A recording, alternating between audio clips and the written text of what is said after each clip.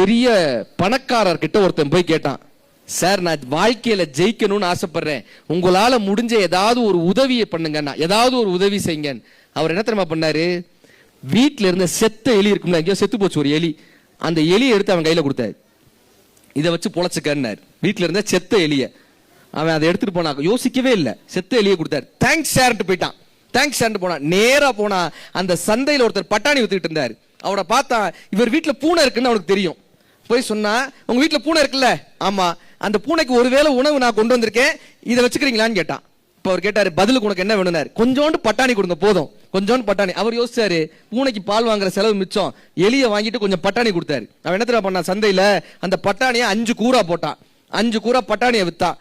ஒவ்வொரு பட்டாணி ₹1 ₹1 5 ரூபா கிடைச்சிச்சு. அதே பட்டாணி கரெக்டா 5 ரூபாய் போய் கொடுத்தான். எனக்கு இன்னும் கொஞ்சம் பட்டாணி கொடுங்க. அவர் இன்னும் கொஞ்சம் அள்ளி கொடுத்தாரு. எல்லாருக்கும் கொடுக்கறத விட நிறையவே கொடுத்தாரு. திரும்ப போய் கூறு போட்டான். கொஞ்ச நாள் கழிச்சு ஒரு வாழைப்பழ கடை திறந்தான், கொஞ்சம் ஹோட்டல் திறந்தான். அதுக்கப்புறமா சின்னதா ஒரு இட்லி கடை, அது ஹோட்டலாக மாறுச்சு. கடைசி என்ன தெரியுமாச்சு, ஒரு 6 வருடத்துல எந்த பணக்காரர் இவருக்கு செத்த எலி கொடுத்தாரோ அவர் கடைக்கு எதிராப்படியே ஒரு மிகப்பெரிய ஒரு தொழில் நிறுவனத்தை உருவாக்கி அவர்கிட்டயே போய் வணக்கம் சொன்னா, என்னுடைய வாழ்க்கை வென்றதுக்கு பெரிய காரணம் நீங்க கொடுத்தது தாங்கன்னா, நீங்க கொடுத்ததுதான் அப்படின்னா. இப்ப இந்த வாழ்க்கையில் முயலும் படுத்து கிடந்தால் பூமி படுக்கையாகிறது, எழுந்து நடப்பவனுக்கே இந்த பூமி பாதையாகிறது. நாங்க